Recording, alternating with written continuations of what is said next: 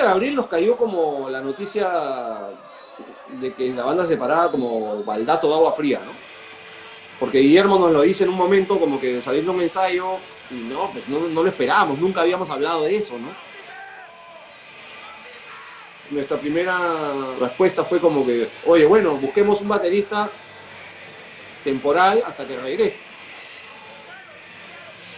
Y ahí Pipe dijo, no, pero no va a ser lo mismo, si se va Guillermo no va a ser lo mismo. Bueno, entonces lo dejamos ahí. Nosotros seguimos trabajando sabiendo que el día 20 de mayo se acababa la banda.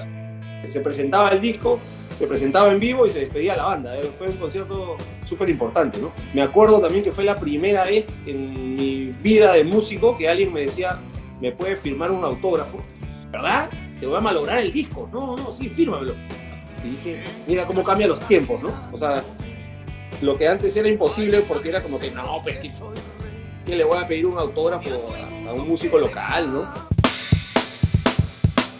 Esa noche abrieron Por Hablar y Futuro Incierto. Son, digamos, las bandas que por esa época compartían una suerte de camaradería con G3 o por qué, digamos, eligen que esas bandas teloneen a G3 en su despedida. Futuro Incierto porque para mí era bastante significativa esa banda, era como que la banda que tomaba la posta.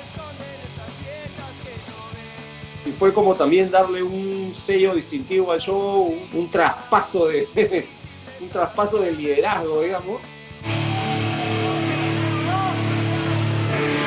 Tú estabas allí frente al micrófono sosteniendo tu guitarra. ¿Cuánta gente calculas que había metida ahí en el teatro? Estaba full, más o menos bien había habido unas 1.500 personas.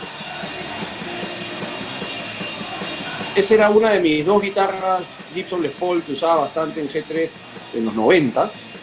Hace unos años la pinté de Golto, dorada, por eso es que ya no la ven ya, pero es la misma guitarra.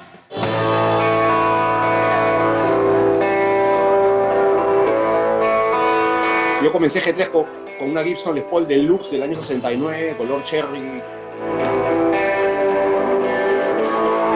A mediados de los 90 se la vendía Jovan de Huelga de Hambre.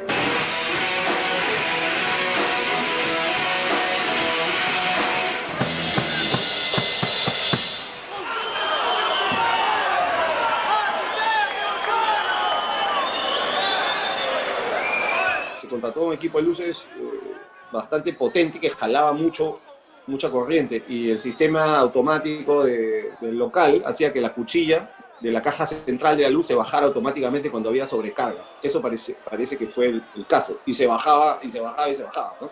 Hasta que nos dimos cuenta y tuvimos que limitar las luces y ya no volvió a pasar. Definitivamente fue un bajón porque, por supuesto, varias canciones se cortaron, por lo menos 3. Algunas de ellas ya no las seguimos tocando.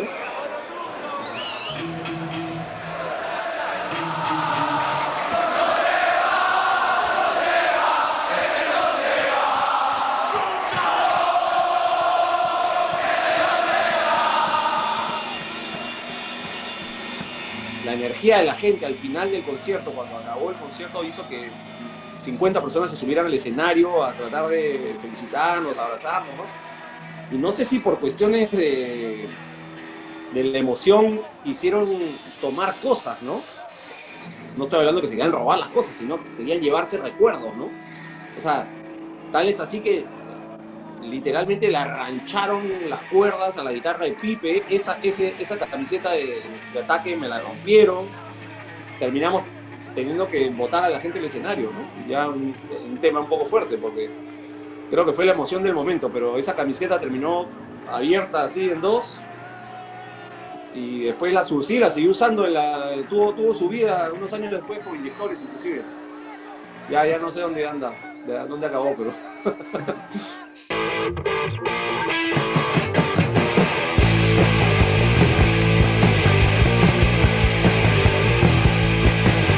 Creo que para ese momento, para el 99, habíamos tenido tal actividad como banda que estábamos un poco cansados. Nosotros trabajábamos todos en otra cosa y a las 7 de la noche estábamos ahí para volver a trabajar con la banda hasta la medianoche, todos los putos días. hicimos muchas canciones, desechamos partes, recompusimos el disco 2 veces.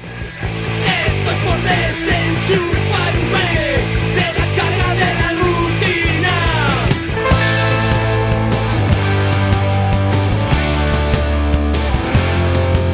Este es el mejor disco, definitivamente. Todos los discos, ahora que los veo de lejos, todos los discos tienen lo suyo.